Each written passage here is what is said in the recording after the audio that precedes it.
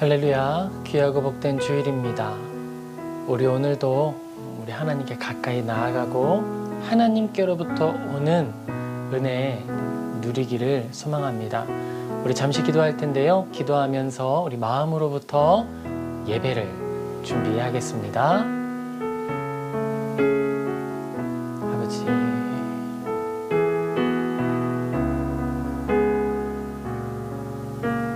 우리가 이 땅에 사명자로 부름을 받아 한 걸음씩 나아갑니다. 예배를 세우고 주님을 높이는 사람들로 부름을 받아 이 땅을 살아갑니다. 부름받은 그 자리에 어디에서나 주님을 높이고 예배하게 도와주시옵소서. 아무도 모이지 않는 작은 공간에서도 누구도 올 수 없는 광야 그 가운데에서도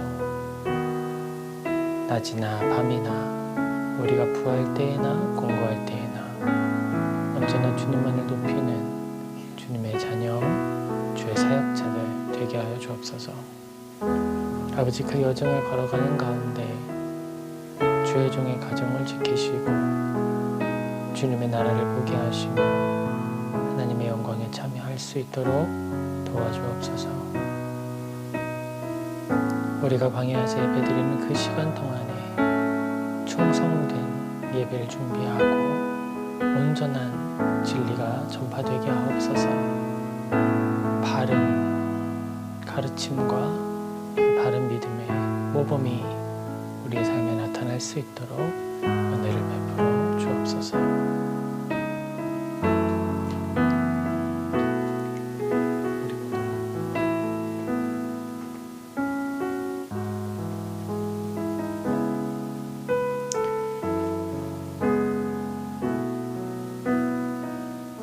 시간이 되었습니다. 우리 사도신경으로 우리의 신앙을 고백하겠습니다. 나는 전능하신 아버지 하나님 천지의 창조주를 믿습니다. 나는 그의 유일하신 아들 우리 주 예수 그리스도를 믿습니다. 그는 성령으로 잉태되어 동정녀 마리아에게서 나시고 본디오 빌라도에게 고난을 받아 십자가에 못 박혀 죽으시고 장사된 지 사흘 만에 죽은 자 가운데서 다시 살아나셨으며 하늘에 오르시어 전능하신 하나님 우편에 앉아 계시다가 거기로부터 살아있는 자와 죽은 자를 심판하러 오십니다. 나는 성령을 믿으며 거룩한 공교회와 성도의 교제와 죄를 용서받는 것과 몸의 부활과 영생을 믿습니다. 아멘. 우리 시간 같이 찬양할 텐데요. 나는 예배자입니다. 우리 같이 찬양하겠습니다. 나는 하나님을 예배하는 예배자입니다.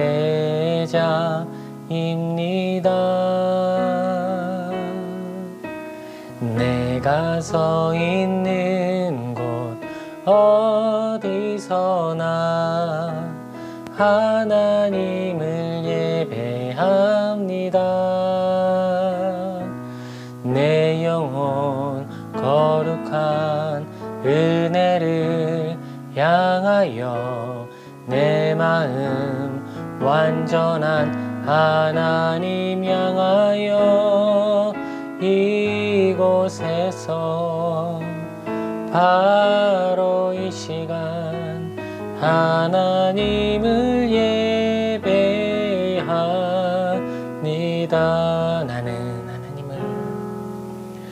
나는 하나님을 예배하는 예배자입니다.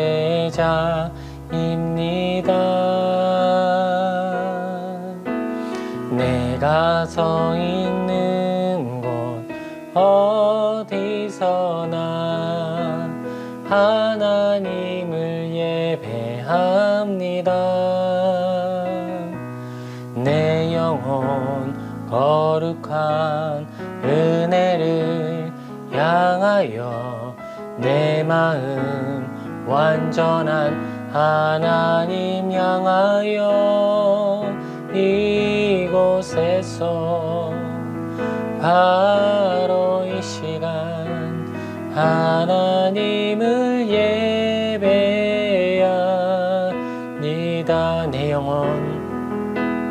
내 영혼 거룩한 은혜를 향하여 내 마음 완전한 하나님 향하여 이곳에서 바로 이 시간 하나님을 예배합니다.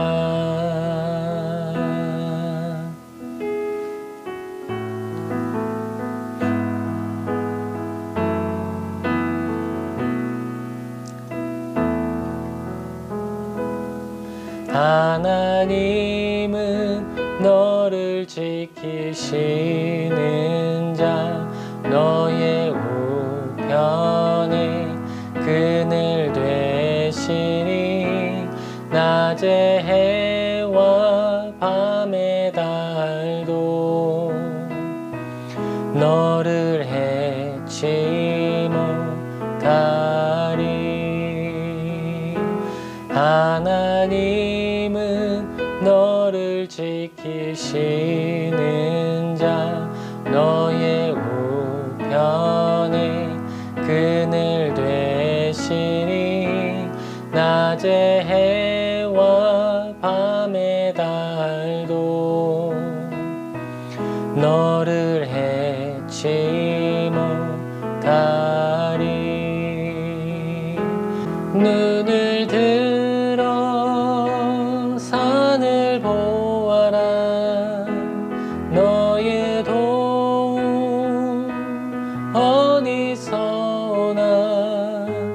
천지 지으신 너를 만드신 여호와께로다. 눈을 들어 산을 보아라.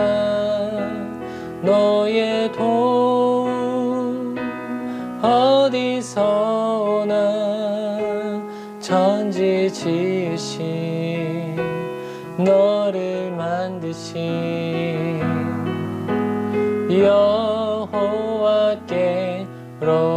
여호와께로다. 우리 시간 잠시 가사 생각하며 기도하겠습니다. 하나님, 우리가 하나님을 진실한 마음으로 예배할 수 있게 도와주소서. 하나님, 우리 모두가 한 마음이 되어서 온전히 교회를 이루는 공동체 되게 하소서라고 기도하며 나아가겠습니다. 아버지, 우리의 마음을 지키시고 우리의 삶을 보호하여 주옵소서. 사랑하는 하나님, 우리 한 사람 한 사람 영혼의 갈급함이 없도록 주님 채워주옵소서. 아버지 하나님, 우리 사랑하는 한 사람 한 사람 교회로 부름을 받아 지어져 가고 있습니다. 아버지, 예수 그리스도를 머리로 하는 연결된 공동체 교회가 되게 하소서. 주님을 머릿돌로 하는 참된 교회 예배하는 자들 되게 하여 주옵소서. 예수님의 이름으로 기도합니다. 사랑과 은혜가 충만하신 아버지 하나님, 아버지께 감사를 드립니다. 우리에게 복된 주일을 허락하시고 주님 안에 모으사 교회로 이름 불러주시니 감사를 드립니다. 아버지 하나님, 우리가 연약하고 부족하지만 교회의 사명을 감당할 수 있도록 도와주시옵소서. 우리에게 허락하신 이 시간 동안에 교회의 가장 본질되는 일이 무엇이고 교회가 교회로서 해야 할 일이 무엇인지 배우는 시간을 갖게 하여 주옵소서. 우리가 확장된 공동체가 되어서 다양한 사역을 감당하기를 원합니다. 하지만 그 전에 가장 작은 교회가 되어서 온전히 예배하는 것과 하나님을 영화롭게 하는 일이 무엇인지 그 비밀을 깨닫는 길 위의 교회가 되게 하여 주시옵소서. 아버지 하나님, 우리가 이렇게 모여 예배할 때에 영혼의 충만함을 누리게 하여 주옵소서. 사람의 숫자나 화려함이 우리의 마음의 자랑이 아니라 진정으로 하나님이 만져주시는 공동체라는 것, 만나주시는 자리라는 것, 하나님이 우리를 충만케 하신다는 사실이 우리의 명예가 되고 우리의 기쁨이 되고 길 위의 교회의 자랑이 될 수 있도록 임재하여 주옵소서. 아버지 하나님, 우리가 많이 부족하지만 하나님의 뜻을 구하며 교회로서 또 이 자리에 머물러 예배합니다. 예배의 시종을 주님 주장하여 주시옵소서.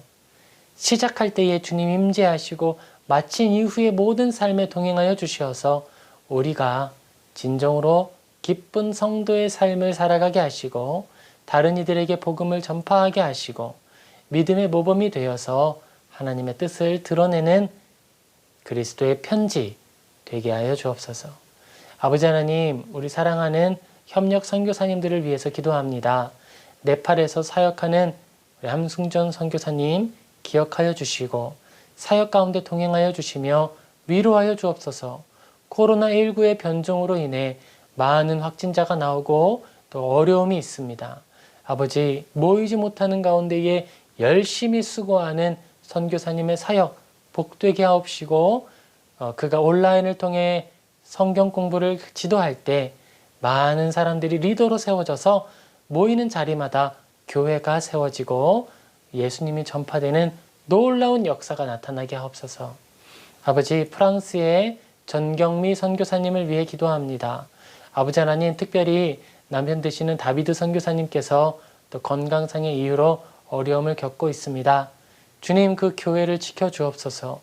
성도의 사랑이 넘치게 하여 주시고 주님이 정말 만나주시는 공동체, 회복해 하시는 공동체가 되게 하여 주옵소서.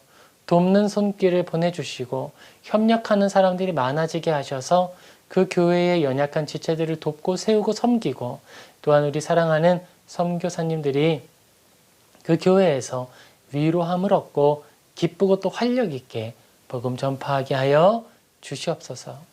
아버지, 길 위의 교회의 박형규 목사가 아버지께서 부르는 자리로 또 떠나기 위하여 준비하고 있습니다.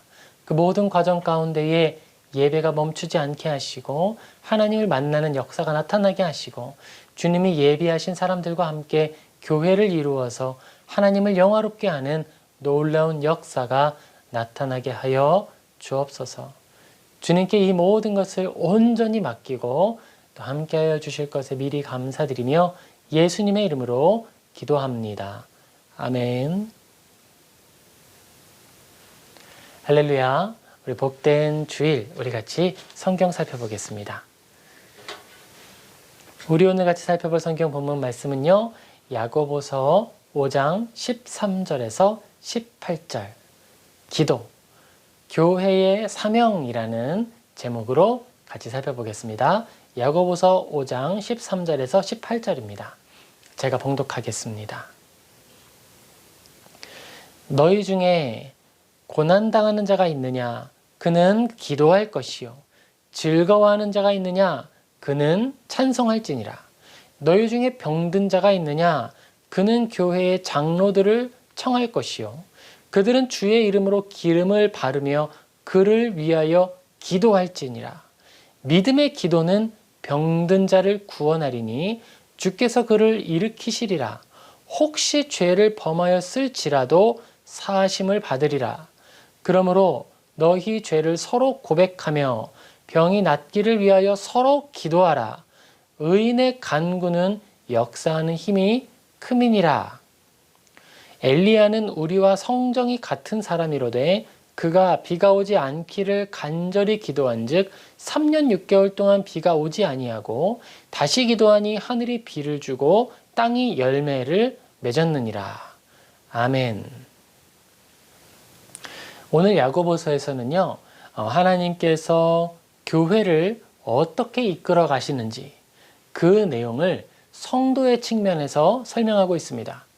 야고보서는요, 믿음을 실천하는 실천적인 내용을 많이 가르치고 있는 성경입니다. 네가 믿음을 가지고 있느냐? 잘하는도다.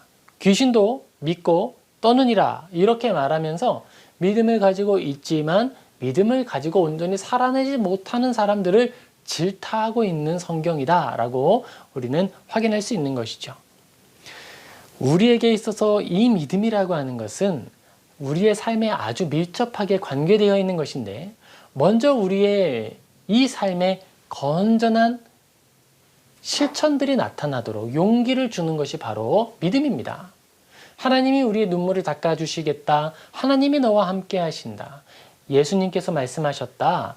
하나님께서 말씀하시기를 너의 이웃을 너의 몸과 같이 사랑하여라 라고 하는 수많은 성경 구절들, 그리고 레위기에 하나님이 하신 내가 거룩하니 너희도 거룩하여라 라고 하는 그 명령들이 교회 안에, 그리고 성도의 모든 삶에 어떻게 실천되어야 하는지를 설명하고 있는 것이죠. 말에는 실수함이 없도록 해야 된다. 공동체 안에서는 이렇게 서로 사랑해야 한다라는 내용을 아주 촘촘히 적어내고 있습니다. 특별히 오늘 우리가 살펴본 본문 안에서는요, 교회 안에서 기도가 어떻게 사용되고 있는지를 잘 드러내고 있어요. 여러분, 교회는 어떤 공동체일까요? 교회가 해야 할 가장 먼저 되는 사명이 무엇이라고 생각하십니까? 우리는 이 일을 생각하기 위해서 먼저 교회라는 이름에 대해서 한번 생각해 보고요. 교회의 직분에 대해서 생각해 보아야 할 것입니다.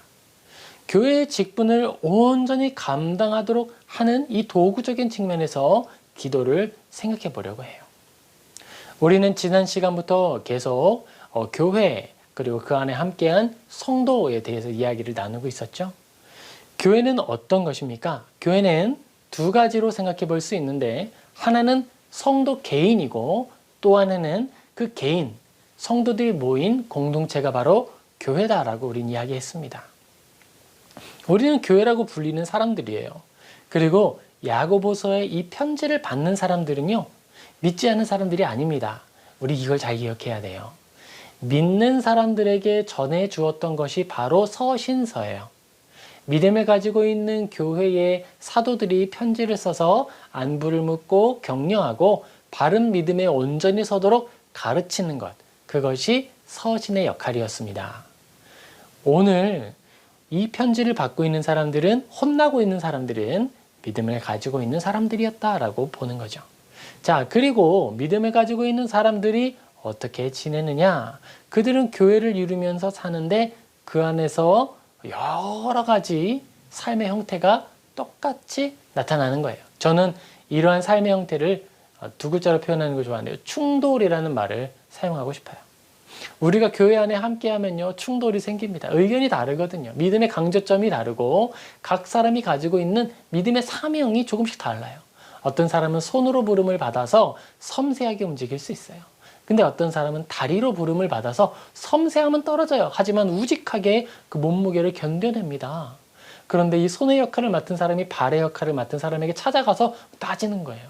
아니, 이렇게 섬세하지 못하고 이렇게 아둔합니까?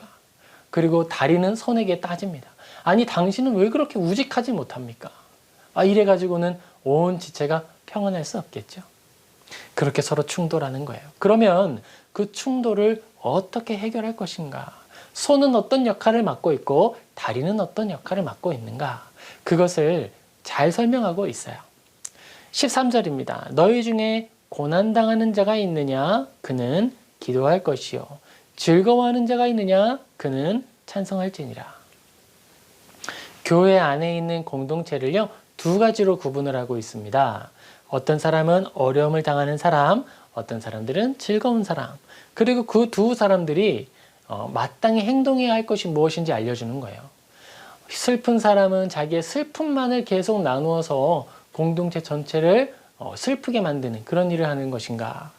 그리고 즐거워하는 사람은 자기의 좋은 것들을 막 자랑해서 교만해져야 하는 것인가. 그것이 아니고 너희가 어려움이 있을 때에는 하나님께 찾아가고 즐거울 때에도 하나님을 찾아가라 라고 권면하고 있는 거예요. 기도하라 라는 표현은, 찬송하라 라는 표현은 바로 하나님께 나아가다 라고 하는 말로 바꾸어 말할 수 있겠죠. 하나님께 가까이 가는 것이 마땅히 해야 할 도리이다 라고 이야기하는 것입니다.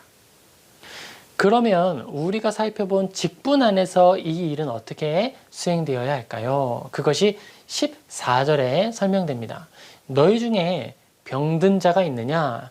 이제 고난을 당하고 있는 사람들의 구체적인 사례로서 병든 사람을 예로 들고 있습니다. 병든 사람들이 있느냐? 그는 교회의 장로들을 청할 것이요. 그들은 주의 이름으로 기름을 바르며 그를 위하여 기도할지니라. 이렇게 설명해요. 우리가 13절과 14절을 오늘날의 직분의 관계에서 한 번 더 생각해 볼 필요가 있겠습니다. 오늘날 우리 중에, 우리 교회 안에 어려움을 당하고 있는 사람이 있다면 먼저 어떻게 해야 될까요? 사도행전에서는요, 집사들을 세웠죠. 그 집사들이 어려움을 당하고 있는 사람들의 형편을 살피고 그들에게 골고루 음식을 분배해서 균등하게 했습니다. 어려움을 당하지 않도록 했고요. 내가 지금 차별당하고 있구나라고 하는 마음의 억울함을 가지지 않도록 공동체 안에 돕는 사람들이 세워진 거예요. 그것이 직분 안에 집사라는 이름으로 불렸고 그들의 사명으로 수행되었습니다. 그런데 야고보서에서는 집사라는 이름은 나타나지 않아요. 이걸로 제가 생각해보고 유추하는 것인데 그 안에는 직분의 유동성이 있었다는 걸 생각해 볼 수 있어요. 공동체가 작다면 집사가 없을 수 있겠죠. 개척교회라고 하면 집사가 없을 수도 있습니다. 그러면 성도를 돌보는 일을 하지 않아야 할까? 그것이 아니라 교회 안에 목회자나 아니면 그 직분을 감당할 수 있는 성숙한 성도가 아직 집사라는 이름으로 불리지 않다 하더라도 그 일을 수행할 수 있는 거예요. 성도의 양심을 따라 하나님의 은혜를 구하며 감당하는 것, 그것이 직분의 참된 의미입니다. 우리가 살아가고 있는 교회라고 하는 것은요, 굉장히 유기적인 공동체라고 하는 거죠. 교회에 속한 사람들은 하나님께서 주신 명령에 순종하며 살아갑니다. 믿음의 언어로 하나님께서 주신 명령은 은혜의 덕목이라는 말로 정리할 수가 있는 거예요. 직분자, 교회 안에 속한 사람들은요, 내가 직분자다, 집사라는 이름으로 불리든 불리지 않든 성도라는 이름을 가지고 있는 한 이 은혜의 덕목을 마땅히 수행해야 하는 거예요. 모든 사람은 직분자예요. 어떤 사람은 특별히 진리를 맡은 자로 훈련을 받아야 하고 검증을 받아야 하기 때문에 목사라는 직분으로 불리게 됩니다. 아무나 공부도 하지 않고 검증도 받지 않고 목사라고 스스로를 칭하지 못하게 하는 것이죠. 왜 이렇게 할까요? 목사가 특별하기 때문에? 그보다는 목사라는 직분이 잘못 행동하면 나타나는 부패함의 결과가 너무도 치명적이기 때문에 많은 영혼들을 지옥으로 이끌게 될 수 있는 거잖아요. 그렇기 때문에 그 직분의 무게와 엄중함을 따져서 특별히 수련 기간과 여러 가지 검증 절차를 거치게 되는 거예요. 그리고 그런 사람들을 구별하여 부르기 위해 목사라는 이름을 사용하는 것이죠. 그리고 장로라고 하는 직분도 마찬가지입니다. 특별히 더 높은 어떤 위치에 있다, 그런 것이 아니라 하나님 앞에서 더 큰 죄를 지을 수 있는 사람들이다라는 거예요. 왜냐하면 많은 권한을 가지고 있기 때문에. 그렇기 때문에 그들은 믿은 지 얼마 되지 않은 사람을 세우지는 않는 것이고, 믿은 후에도 교회의 검증과 노회의 시험과 여러 사람의 인준을 걸쳐 투표를 거쳐서 장로라고 하는 이름으로 불리게 되는 것입니다. 집사도 마찬가지죠. 그가 가지고 있는 은사를 확인하고 교회의 임명을 통해서 세워지고 임무를 수행해서 교회를 아름답게 만들어가는 거예요. 우리가 여기서 강조하고 생각해 보아야 하는 것은 교회에서 수행되어야 할 가장 첫 번째 임무는 직분을 세우는 게 아니라는 거예요. 모든 사람은 직분자다라고 하는 인식을 제가 지금 강조하고 있습니다. 그 직분이 수행되는 내용에 있어서는요, 정의로움, 신중함, 용기, 절제, 이런 것들이 은혜의 덕목의 대표적인 내용이 되는 거예요. 이것은 제가 윌리엄 에임스라고 하는 우리 믿음의 선배의 글을 통해서 검토해 본 것입니다. 왜 이렇게 했느냐? 우리가 생각나는 대로 아무렇게나 말하는 것이라고 해서 다 올바른 것이 아니기 때문에 그래요. 우리는 최대한 하나님께서 검증하고 알게 하신 믿음의 선배들의 내용을 통해 우리의 믿음을 점검해 볼 필요가 있어요. 특별히 우리가 작은 공동체일 때, 그리고 내가 하나의 성도로서 온전해지기를 원한다고 하는 그 마음일 때 이 일을 계속 수행하는 것이 중요합니다. 우리는 죄에 의해서 변질될 수밖에 없어요. 믿음을 가지고 나아가는 동안에 죄의 파도를 마주하면서 우리는 풍화됩니다. 점점 성화되기를 소망하지만 어떤 의미에서는 죄와 타협하게 될 수 있어요. 그것은 하나님의 능력이 부족해서가 아니라 내가 죄의 연약함에 빠지기 때문에 그래요. 그 일이 있기 전에 우리는 그래서 부지런히 하나님의 말씀을 살피고 은혜를 구해야 합니다. 직분자들도 마찬가지입니다. 목사로 세움을 받은 자도, 장로로 부름을 받은 자도, 집사로 세움을 받은 자도 내가 그 집사라는 이름 안에 안주하거나 이 이름이 나의 어떤 높은 권위가 되는 양 착각하지 말고 그 일에 합당한 일을 하고 있는지 점검해야 한다는 거예요. 내가 지금 정의롭게 살아가고 있는가? 신중하게 행동하고 있는가? 용기 있게 진리를 전하고 있는가? 절제하고 있는가? 이런 것들을 우리 스스로 되새겨 봐야겠습니다. 자, 교회는요, 하나님께서 주신 은혜의 덕목을 올바르게 실천하는 하늘의 기관입니다. 개인의 양심에 존재하던 거룩한 빛과 아름다운 행실이 교회 안에서 구체화되는 거예요. 직분이라고 하는 것은 구체화된 올바른 행실입니다.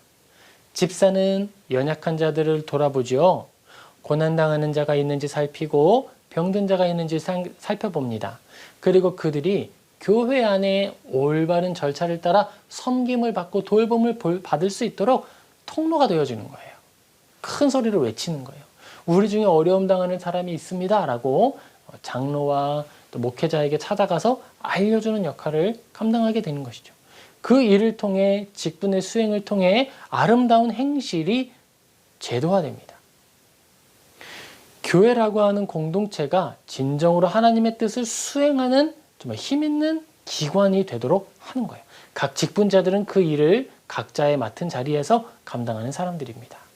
제도화된 교회는 하나님의 뜻을 수행하는 올바른 법을 제정하게 돼 있어요. 교회라고 하는 것이 그냥 모여서 희희낙낙 웃고 떠들다가 먹고 마시고 방탕하게 흩어지는 그런 공동체가 아닙니다. 함께 모여서 머리를 맞대고 지혜를 모아서 법을 만드는 거예요. 정관이라고 하죠. 우리가 하나님의 뜻에 따라서 교회로서 기능하기 위해 어떤 의사결정의 절차를 거쳐야 하는지 법을 세우고 우리가 어떻게 하나님의 뜻에 합당하게 공동체적 역량을 발휘하게 될지 함께 모색하는 거예요. 하나님께서 교회에 주시는 사명이 있습니다. 교회마다 그 공동체의 구성원의 특징들이 있거든요. 어떤 공동체는 정말 지성인들이 많이 모여서 함께 연구하고 신학적인 결과물을 만들어내는 공동체도 있습니다. 또 어떤 공동체는 연약한 자들을 섬기는 일에 아주 특화되어 있어서 많은 사람들에게 또는 외국인 노동자들에게 의료보험의 혜택, 사설보험의 혜택을 주는 기관으로 역할을 할 수도 있고 다양한 방법으로 선교사를 협력하거나 또 어떤 신학생들을 세우거나 하는 방식으로 교회를 유익하게 하는 거예요. 그런데 그것을 한 사람의 양심에 따라 할 때도 있고 안 할 때도 있고 이렇게 행동하는 것이 아니라 제도화해서 항상 그 일을 힘있게 할 수 있도록 노력하는 거예요. 그리고 그 법은요, 또 어떤 역할을 하느냐? 사람의 타락한 마음과 욕심이 교회 기관을 더럽히지 못하도록 보호하는 역할을 합니다. 자, 여러분이 잘 생각하셔야 할 게 있어요. 목회자가 교회를 개척하고 또 하나님께 부름을 받아 공동체를 이루려 할 때 공동체의 지체들이 한 사람을 막아선다, 이런 것이 아닙니다. 올바른 정치체계, 우리가 손을 들어 발표하고 또 그것은 아닌 것 같습니다. 정당한 투표를 통해서 하나님의 뜻이 나타나도록 하는 거예요. 나는 저 사람을 견제하는 사람으로 부름받았다, 이렇게 생각하는 것이 아니라 우리가 살아가는 모든 일들 중에, 교회의 의사결정 중에 내가 거절해야 할 일이 있다면 인격으로서 그것을 거절하는 것이 아니라 한 사람의 투표권을 가진 사람으로서 참여하는 거예요. 거절의 의사를 밝히는 것으로 참여하는 거예요. 그것이 교회 안에 악이 번창하지 않도록 하고 또 반대로 그런 힘 있는 말로 또는 험악한 말로 교회를 훼손하는 사람들이 나타나지 않도록 하는 의로운 규칙이, 원칙이 되는 것이죠. 교회 안에서는요, 올바른 의사결정을 위한 회의의 요소가 굉장히 중요합니다. 교회는 회의를 잘하는 공동체여야 해요. 누군가가 막 말로 또는 뒤로 여러 가지 행동들을 통해서 어떤 결과를 만들어내는 것이 아니라 모두가 함께한 의사결정 체계를 통해서 하나씩 일을 이루어가는 거예요. 올바른 일이 아니라 그러면 투표를 통해서 그것이 올바르지 않다는 것이 드러나야 하고, 올바른 일일 때에는 여러 사람이 함께 의견을 모아서 그것을 추진해 가는 거예요. 그것이 바로 교회의 참된 원리입니다. 하나님은 교회가 그렇게 이루어져 가고 진행되도록 만드셨어요. 한 사람의 입이나 한 사람의 명령이 막 설교를 통해서 자기의 의견이나 자기의 말을 막 피력해가지고 교회를 자기의 마음대로 이끌어가는, 그것은 제2, 제3의 교황주의자가 되는 것입니다. 그런 것이 아니라 공동체가 함께 투표권을 가지고 한 사람으로서 자기의 역할을 감당하여서 공동체가 선한 결정을 하고 선한 일들을 이루어가는 거예요. 집사의 직분을 맡은 사람은 교회의 제도 안에서 공동체의 일원이 너무 가난하여 재물의 유혹을 받고 죄를 지어 하나님께 멀어지지 않도록 그들을 보호하고 돌보는 일을 수행합니다. 사도행전 6장 3절입니다. 형제들아, 너희 가운데 성령과 지혜가 충만하여 칭찬받는 사람 7을 택하라. 우리가 이 일을 그들에게 맡기고. 공동체가 작았을 때에는 사도들이 직접 모든 사람들을 케어했어요. 만나기도 했고요. 음식을 나눠주기도 하고 돌보아 주었습니다. 그런데 공동체가 확장되자 그 일을 사도들이 모두 감당할 수가 없었습니다. 그때의 교회의 필요를 따라서 세운 게 바로 집사였습니다. 제가 여기서 말씀드리는 것은 야고보서에서 나타났던 그것이죠. 직분이라고 하는 이름이 야고보서에는 집사라는 이름이 나오지는 않아요. 그것은 공동체마다 공동체의 상황과 환경에 따라 유기적으로, 유동적으로 변경될 수 있는 거예요. 그리고 집사의 사명이라고 하는 것도 교회의 필요에 따라 다양하게 부여될 수가 있습니다. 집사이기 때문에 반드시 이 일만 해야 된다, 그런 것이 아니죠. 장로니까 여기까지 할 수 있다, 이런 것이 아니라 권한이라고 하는 것과 직분의 임무라고 하는 것은 교회의 필요에 따라 적절하게 변화될 수 있는 거예요. 자, 개척교회를 섬기는 목사가 조직된 교회가 확장되었는데 그때에도 모든 일을 자기가 혼자 하려고 한다. 그러면 올바른 교회, 건전한 교회가 아니겠죠. 장로님도 마찬가지입니다. 개척교회일 때 장로님들이 다양한 일을 다 감당하실 수 있어요. 그런데 교회가 확장되고 공동체가 확장된 이후에는 그 공동체의 임무를 나누고 쪼개서, 장로님의 입장에서는 나의 입지가 작아지는 것 같다라고 생각할 수도 있어요. 그런데 그것이 아니라 교회가 더 건전하게 되기 위하여서 내가 나의 사명, 온전한 한 가지를 바르게 수행하기 위하여서 나의 감당했던 일들을 나누어서 맡기고 그들을 위하여 기도해 주는 일이 나타나야. 장로의 직분을 맡은 사람은 새롭게 믿음을 가진 그리스도인들이 세상의 유혹에 흔들려 죄에 빠지지 않도록 돌보고 선한 말과 아름다운 경험으로 그들을 신방하고 격려해야 하는 거예요. 그것이 바로 오늘 살펴본 본문에서는 병든 자가 있느냐? 그는 교회의 장로들을 청할 것이요. 그들은 주의 이름으로 기름을 받으며 그를 위하여 기도할지니라.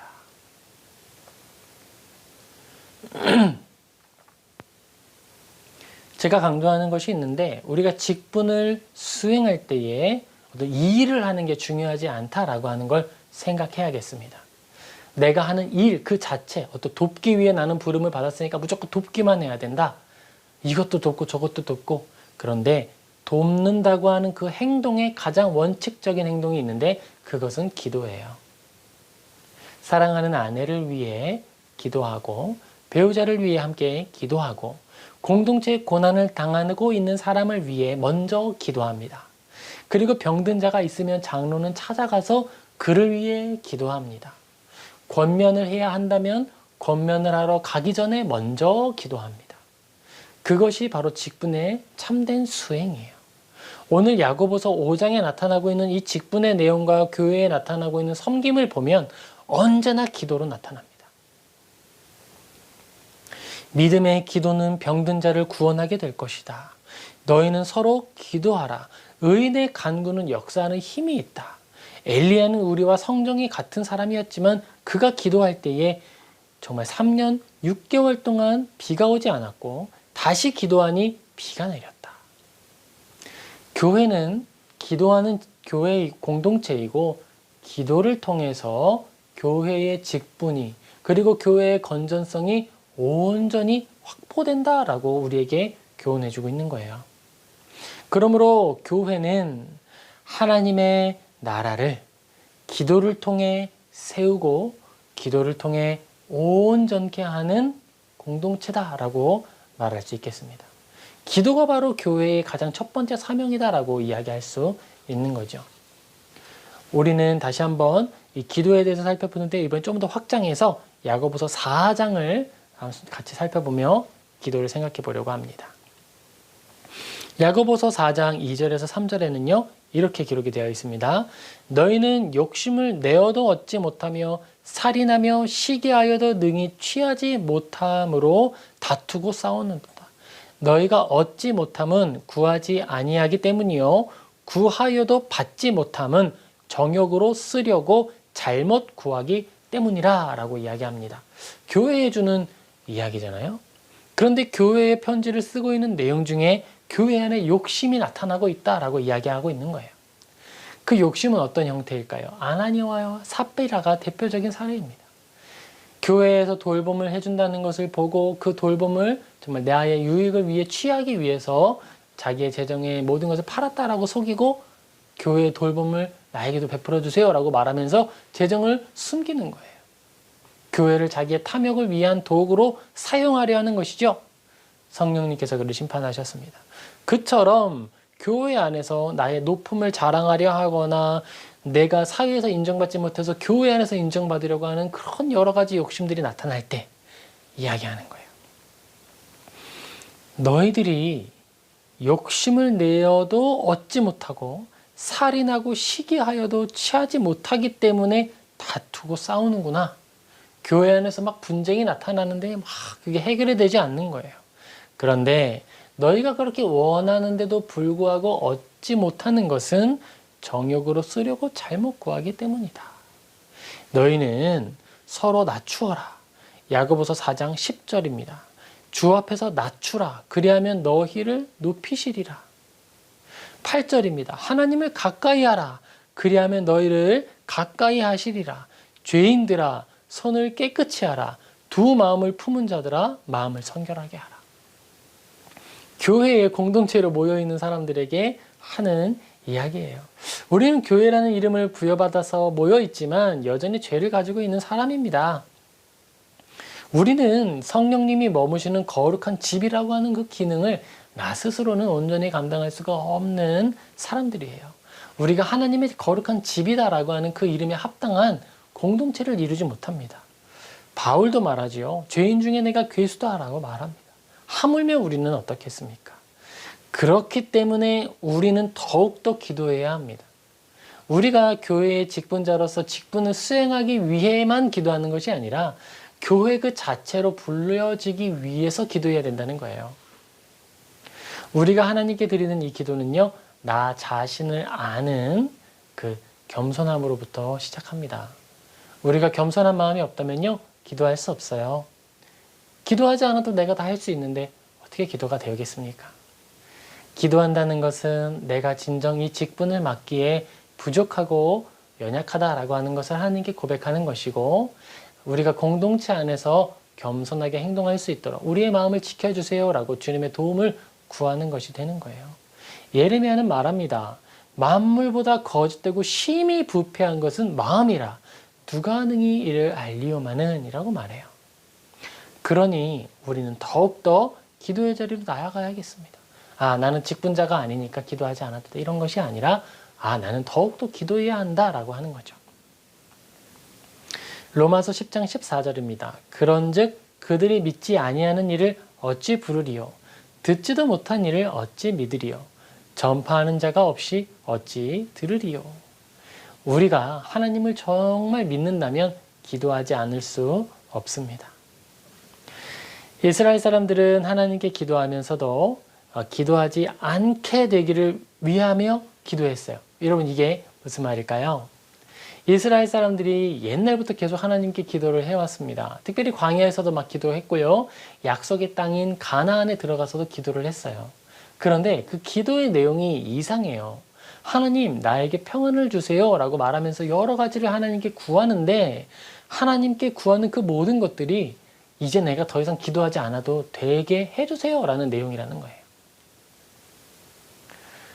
하나님께 기도할 때에 우리는 진정으로 내가 하나님께 매인 사람입니다 라고 하는 것을 확인하고 하나님께 나의 모든 것을 의탁하는 기도를 드려야 하는 것이죠. 하나님, 내가 오늘 기도하는 게 마지막입니다. 내가 이번에 정말 몇 시간씩 기도할 테니까 다시는 기도하지 않아도 되게 응답 좀 해주세요. 이런 마음이 과연 기도의 올바른 마음일까? 근데 이스라엘 사람들은 그렇게 기도를 했어요. 예레미야 44장 17절입니다.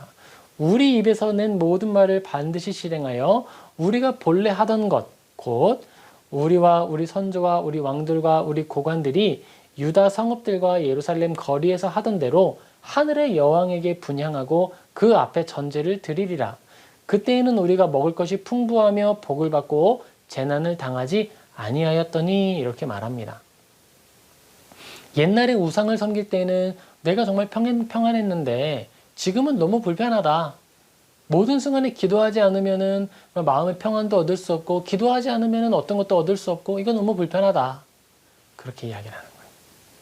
그런데 성도의 참 기쁨과 하나님께서 우리에게 주신 믿음의 원리는요, 기도함을 통해 주님과 동행하는 거예요.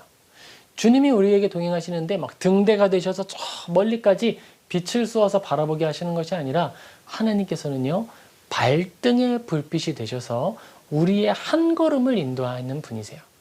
우리의 그 한 걸음을 내딛게 하시고, 우리 교회가, 우리 모든 공동체가 한 걸음 더 나아갈 수 있게 도와주시는 거예요. 그렇게 교회는 하나님과 함께 호흡하며 나의 모든 직분이 나의 능력이 아니라 하나님의 은혜로 수행될 수 있도록 늘 기도하며 나아가는 거예요. 주님의 손을 꼭 잡고 장로의 직분을 수행해야 하고, 하나님께 온전히 의지하여서 집사의 직분을 수행해야 한다는 것입니다. 우리에게 있어서 이 기도는요, 믿음의 모든 내용을 활용하는 아주 종합적인 믿음의 종목입니다. 거룩한 노력과 삶으로 이 정제된 기도는요, 그 자체로 하나님의 뜻에 합당하게 행동하는 일입니다. 그것이 선행입니다. 우리가 믿음의 선행이라고 말할 때 여러 가지, 어떤 사람들을, 어려운 사람들을 돕거나 나누거나 이런 일들을 생각할 수 있는데요, 가장 본질적인 선행, 기본적인 선행은 바로 기도예요. 직분을 맡고 있는 사람, 교회의 공동체의 일원이 기도하는 것 자체가 하나님께 드리는 첫 번째 선행입니다. 그리고 나머지 모든 행동들을 진정한 선행으로 만드는 비밀이 되는 거예요. 기도하지 않고도 선한 일을 할 수 있다? 아니요, 불가능합니다. 기도하지 않으면 어떤 일을 하더라도 그것은 선한 일로 취급될 수가 없어요. 바르게 고백되는 기도가 있은 후에야 우리는 참된 선행을 행할 수 있습니다. 그 이유는요, 기도할 때에 하나님께서는 우리 안에 선한 일을 할 수 있는 능력을 허락하시기 때문이에요. 우리가 교회 안에 열심을 가지고 섬길 때 왜 낙심하겠습니까? 우리가 교회 안에 내가 여러 가지 일들로 헌신을 하고 귀한 일을 했음에도 불구하고 믿음에서 떨어지고 불평하는 자가 되고 믿음이 식어버리는 자가 되는 이유가 무엇일까요? 나의 정욕을 위해 기도함이 없이 행동하기 때문이에요. 나의 의를 이루기 위해 행동했기 때문입니다. 교회를 개척하는 사람들이나 개척교회를 섬기는 어떤 사람들이 내가 이 교회에서 얼마나 수고했는데 내가 이 정도의 대우는 받아야지라고 생각하게 되는 이유가 여기에 있는 거예요. 그 모든 일들 가운데 겸손과 충성이 있었지만 결국 그 모든 것은 기도하지 않아서 나의 죄를 하나님 앞에 온전히 올려드리고 도움을 구하지 않아서 썩어버리게 되는 거예요. 그 모든 행위가 나의 욕심의 도구가 되었습니다. 내가 이 정도로 행했고 내가 아무도 없을 때 이렇게 행동했고 그 모든 것들은 기도함을 통해서만 하나님 앞에 드려져서 온전히 의로움을 위한 도구로 변화되게 될 수 있는 거예요. 기도가 아니고서는 내 마음에 쌓이는 자기 의의를 해결할 수 있는 방법이 없습니다. 올바른 기도를 하기 위해서는요, 우리는 이걸 온전히 믿어야 돼요. 무엇이냐면 하나님께서 기도하기 전에 우리 영혼의 모든 움직임과 우리의 필요를 아신다는 것입니다. 하나님께서 먼저 나를 아셨고 나를 성도로 부르셨고 모든 일을 감당할 수 있도록 능력을 허락하셨다는 걸 믿는 거예요.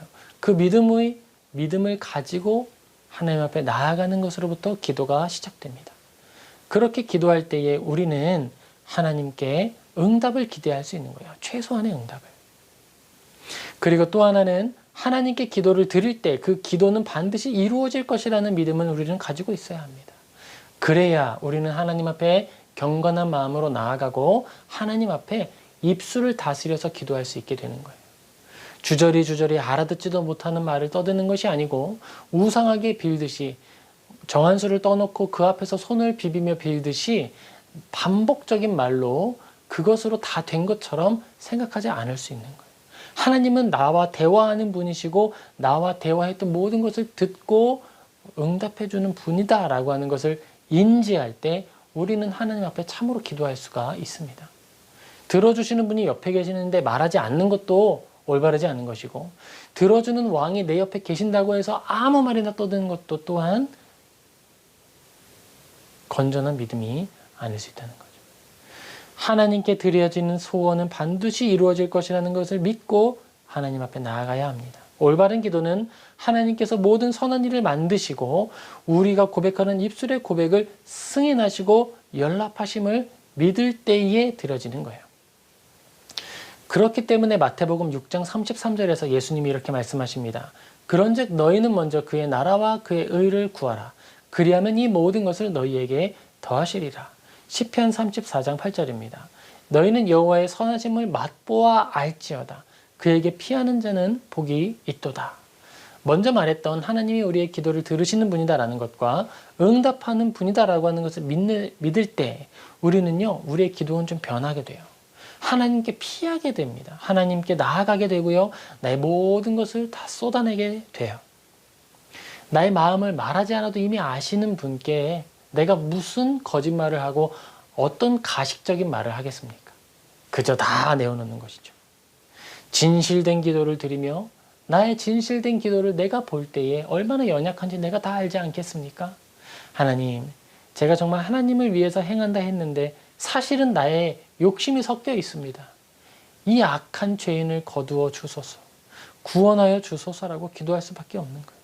하나님, 정말 거짓된 마음, 부패한 마음이 나의 심령이라는 것을 고백합니다.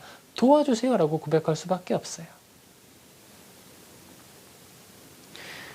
그렇기 때문에 우리는 진정으로 진솔한 대화를 하나님과 나눌 수가 있습니다. 자, 이렇게 그럼 기도를 할 때 우리에게 응답은 어떻게 주어질까? 여러분, 응답이 세 가지 종류가 있다는 걸 기억하시기 바랍니다. 우리가 하나님께 기도할 때 하나님은요, 바로 응답하실 수 있습니다. 그것을 즉답이라고 합니다. 또한 우리가 하나님께 기도할 때 기도의 내용이 합당할 뿐만 아니라 올바른 기도예요. 그래서 하나님이 응답하시는데 바로 응답하시는 것이 아니라 시간을 두시고 응답하는 경우가 있습니다. 그것을 체답이라고 부릅니다. 그리고 우리가 하나님께 기도할 때 내가 너무 진실하게 토로했는데 내가 겪고 있는 아픔이 너무 커서 우리의 원수를 대적하는 기도를 하거나 때로는 저주하는 형태의 기도를 할 때가 있어요. 그런데 우리가 그렇게 악하게 하는 말들로 기도할 때 그런 말들까지 하나님이 응답하시는가? 아니죠.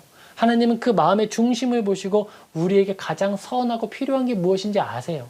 그래서 우리가 악하게 기도할 때에 그 모든 내용을 바꾸어서 더 선한 것으로 우리에게 응답해 주십니다. 그것을 변답이라고 말합니다. 예레미야 33장 3절입니다. 너는 내게 부르짖으라. 내가 너에게 응답하겠고 네가 알지 못하는 크고 은밀한 일을 너에게 보이리라. 단 하나의 기도도 땅에 떨어지지 않습니다. 하나님은 응답해 주세요. 그리고 하나님께서는요, 우리가 하는 모든 말들이 다 선하지 않을 뿐만 아니라 우리에게 유익하지 않다는 것도 아세요. 누가복음 11장 13절입니다. 너희가 악할지라도 좋은 것을 자식에게 줄 줄 알거든 하물며 너희 하늘 아버지께서 구하는 자에게 성령을 주시지 아니하겠느냐. 우리가 하나님께 기도할 때 응답받지 못하는 이유, 그것에 대해서 야고보서 4장 2절 3절이 설명하죠. 특별히 3절입니다.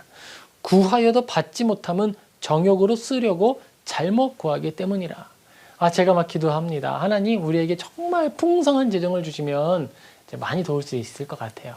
많이 하는 기도 아니에요? 중학교 때에, 고등학교 때, 학생 때에 정말 많이 하는 기도였어요. 그런데 하나님 보실 때에는요, 그게 즉시 응답이 되지 않는 거예요. 왜냐? 그 재정이 나를 썩게 만들고 나에게 선한 결과를 초래하지 않기 때문에. 그런데 하나님은 그 기도에 대하여서 채답하시고 변답하셔서 저를 점점점 이끌어 가시는 거죠. 그 기도의 응답까지. 내가 하나님께 받은 은혜를 따라 변화되어서 모든 것을 온전히 감당할 능력이 되고 준비가 되면 허락하여 주시는 것입니다. 우리의 기도의 내용이 하나님의 뜻과 일치하지 않거나 우리의 영적인 건강에 유익하지 않기 때문에 하나님은 응답하지 않으시는 거예요. 만약에 우리가 드리는 이 기도가 하나님의 말씀으로 정죄되고 믿음으로 온전하게 구별된 기도라면 하나님은 즉시 응답하십니다. 수많은 증거들이 우리에게 있어요. 내가 주어진 상황 속에 하나님을 신뢰합니다. 하나님을 의지합니다. 라고 고백하면 얼마나 신실하신지요. 바로바로 응답해 주시고 내가 너의 기도를 듣고 있다라고 알려주시는 거예요. 기도하고는 사람들은요, 이 비밀을 다 알 거예요. 기도하는 사람들이 누리는 아주 큰 특권이 있어요. 그것은요, 하나님이 살아계셔서 나와 함께 한다는 사실을 아는 거예요. 나의 필요를 아시는구나. 하나님의 내 기도를 정말 귀 기울여 듣고 계시는구나 라고 하는 걸 기도하는 사람들은 알게 됩니다. 채답이라고 할 때에 그 기도가 조금 더 늦어지는 것을 말하죠. 그런데 우리는 여기에서도 하나님의 은혜를 생각할 수 있어요. 그것은요, 하나님이 우리의 응답을 미루시기만 하는 것이 아니라 응답을 해주시기 위해서 준비시켜 주시기 때문이에요. 선한 일을 하길 원해? 그 일을 할 수 있도록 너를 준비시키신다. 그 일을 위하여 하나님은 그에게 고난을 주시기도 하고 여러 가지 상황에 몰아세우기도 하십니다. 결국 요셉이 하나님의 뜻 안에서 선한 영향력을 가진 총리가 되도록 하는 데에 고난이 사용됐던 것처럼 우리가 드린 거룩한 기도가 현실이 되게 하기 위해서 하나님은 우리를 삶의 고난 또는 우리의 변화되는 역사의 자리로 인도해 주신다는 거예요. 직분자로서는 어떨까요? 내가 참되고 바른 집사가 되기를 원합니다 라고 할 때 하나님은 그 일을 감당할 수 있는 자리로 보내주시는 거예요. 장로와 목회자도 마찬가지입니다. 훈련받을 만한 자리로 보내주시는 것이죠. 그리고 그 안에서 변화될 뿐만 아니라 우리가 했던 기도에 합당한 도구가 되도록 기도를 담아낼 수 있는, 기도의 응답을 담아낼 수 있는 그릇이 준비되도록 이끌어 가시는 거예요. 빌립보서 2장 13절입니다. 너희 안에서 행하시는 이는 하나님이시니 자기의 기쁘신 뜻을 위하여 너희에게 소원을 두고 행하게 하시나니. 여러분, 우리가 기도할 때의 마음에 소원이 있다면 하나님께 감사하십시오. 하나님이 우리의 마음의 그 소원을 통해 나를 사용하시기를 원한다는 거예요. 우리의 마음에 이렇게 말씀하시는 것과 같습니다. 내가 너를 사용하기를 원한다. 이제 기도해라. 우리가 기도할 때 하나님은 우리가 그 그릇이 될 수 있도록 이끌어 가십니다. 우리의 마음이 소원이 있다면 그것을 두고 하나님께 감사하며 기도합시다. 하나님은 우리의 마음에 가진 이 소원을 선한 일을 위하여 사용하실 것입니다. 그리고 그 일을 훌륭히 감당할 수 있도록 우리의 영혼과 육체를 단련해 주실 거예요. 그리고 우리는 기도할 때 감사함과 기쁨으로 기도할 수 있습니다. 그리고 변답은요, 하나님께서 우리의 기도를 더 선한 걸로 응답해 주시는 거예요. 하나님 앞에 울어버릴 수 있는 이유가 여기에 있습니다. 우리가 정말 슬픈 일에 빠지고 몸이 아프고 고통 속에 있을 때 선한 기도가 나오나요? 아니죠. 그렇다고 우리는 기도를 멈춰서는 안 되는 거예요. 조용한 골방으로 가서 울며 떨며 나의 모든 것을 하나님께 아뢰 수 있습니다. 진솔하게 하나님께 기도할 수 있어요. 억울함을 토로하고 울어버릴 수 있습니다. 나를 억울하게 만든 사람들의 이름을 불러가며 기도할 수도 있어요. 그때 하나님은 우리의 마음을 위로하시고 등을 두드리시며 그의 선하신 일을 보이실 겁니다. 우리가 마음이 연약하고 또 때로는 악해서 잘못 드리는 기도라 하더라도 하나님은 더 선한 것으로 온전히 사랑을 이루는 방식으로 응답해 주실 거예요. 이러한 기도는 성령의 전인 성도 개인이 하나님께서 드리는 기도를 통해서도 응답을 받습니다. 그런데 더 놀라운 비밀은요, 개인이 기도할 때에도 응답하시는 하나님이 공동체가 함께 기도할 때에는 얼마나 크게 역사하실까라는 거예요. 여러분, 한 명이 기도하는 그 모든 기도도 귀에 기울이시고 응답하시는 하나님이신데, 거룩한 공동체가 힘을 다해서 함께 기도할 때 그 능력은 얼마나 있겠습니까? 믿음의 선배는요, 기도에 대해서 이렇게 말을 합니다. 우리의 의지를 하나님 앞에 제시하여 하나님이 이 의지에 영향을 받도록 하는 것이다 라고 말해요. 얼마나 담대한 고백이에요. 한마디로 우리가 교회 공동체로서 또는 개인으로서 하나님께 진실히 기도할 때 하나님은 우리의 그 의지에 반응하시고 거기에 영향을 받으신다라는 거예요. 하나님은 변하시지 않는 분이시고 온전한 분이신데 내가 너에게 영향을 받을 통로를 마련해 주겠다라고 해서 기도를 허락해 주셨다는 거예요. 그런데 어찌 우리가 기도하지 않을 수 있겠습니까? 하나님께서는 우리에게 기도를 허락해 주셔서 하나님의 은혜가 우리에게 흘러오도록 만들어 주셨어요. 그것이 교회가 기도하는 이유이고 성도가 기도하는 이유입니다. 교회라고 불리는 모든 것, 개인이나 공동체가 기도할 수 있습니다. 그것이 바로 하나님께서 주신 비밀의 열쇠예요. 하나님의 사명을 감당할 수 있는 능력의 열쇠입니다. 우리 이 시간 하나님 앞에 이 마음을 두고 구할 수 있으면 좋겠습니다. 교회의 모든 회원은 직분을 가진 사람들입니다. 개인이기도 하고 공동체이기도 합니다. 하나님은 그 교회에 기도할 수 있는 권세를 주셨습니다. 예수 그리스도의 이름으로 구할 때에 그가 듣고 응답하여 주시겠다고 약속하셨습니다. 우리는 이 약속을 의지하여 예수 그리스도의 이름으로 담대히 기도합시다. 우리의 소원뿐만 아니라 직분을 온전히 수행할 수 있게 해달라고 하나님께 기도합시다. 그리고 그러한 기도를 통해 나를 변화시키시는 하나님의 손길을 인정하고 순종하고 또한 나의 마음에 주시는 거룩한 소원을 온전히 수행하여 하나님을 기쁘시게 하고 교회를 온전하게 하는 저와 우리 모든 성도님 되시기를 주님의 이름으로 축복합니다. 아멘. 우리 같이 잠시 기도하겠습니다. 사랑과 은혜가 충만하신 아버지 하나님, 주님께 감사를 드립니다. 아버지 하나님, 우리가 정말 교회로 부름을 받은 사람이고 공동체입니다.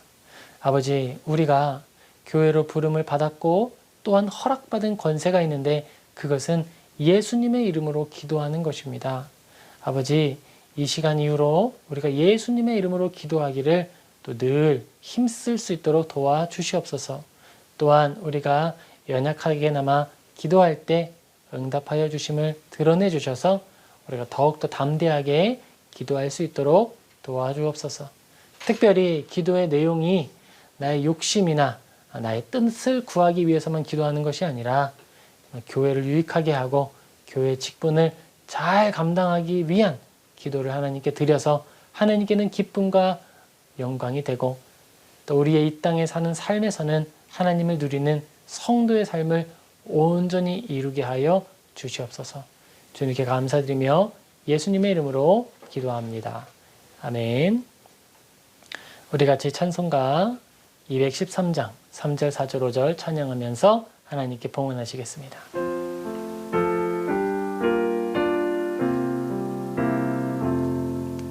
나의 음성 들으니 주여 받아주셔서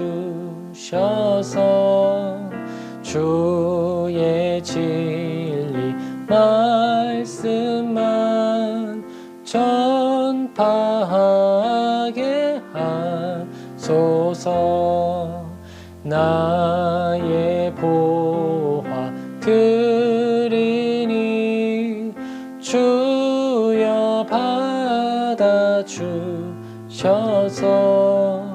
하늘나라 위하여 주 뜻대로 쓰소서. 나의 시간 드리니 주여 받아주셔서 평생토록 주 위에 봉사하게 하소서. 아멘.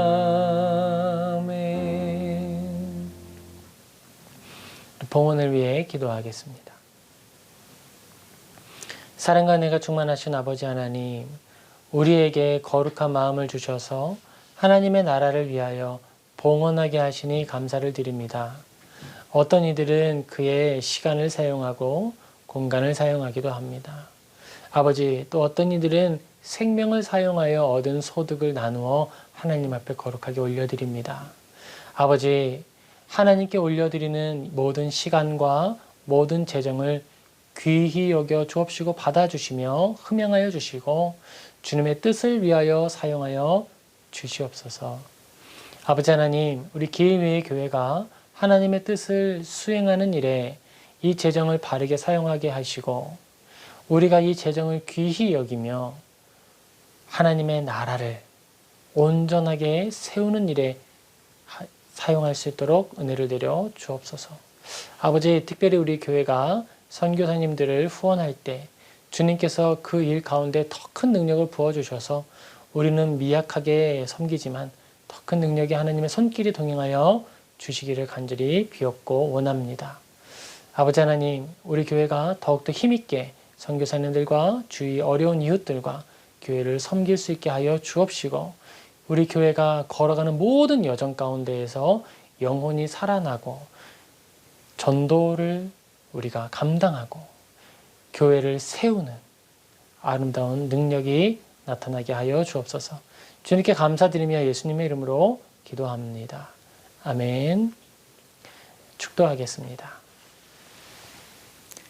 이제는 주 예수 그리스도의 은혜와 하나님의 사랑과 성령의 교통하심이 하나님께서 맡기신 직분을 온전히 감당하기로 소원하는 모든 성도들의 머리머리 위에 이제로부터 영원토록 항상 함께 있을지어다. 아멘.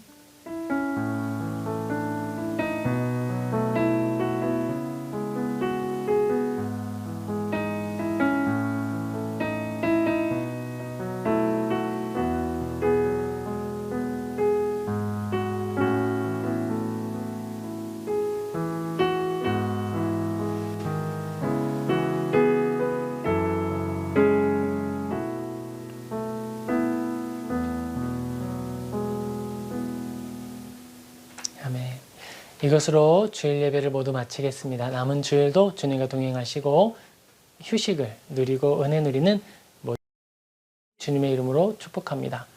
길 위의 교회에 대해서 광고 한 가지 하겠습니다.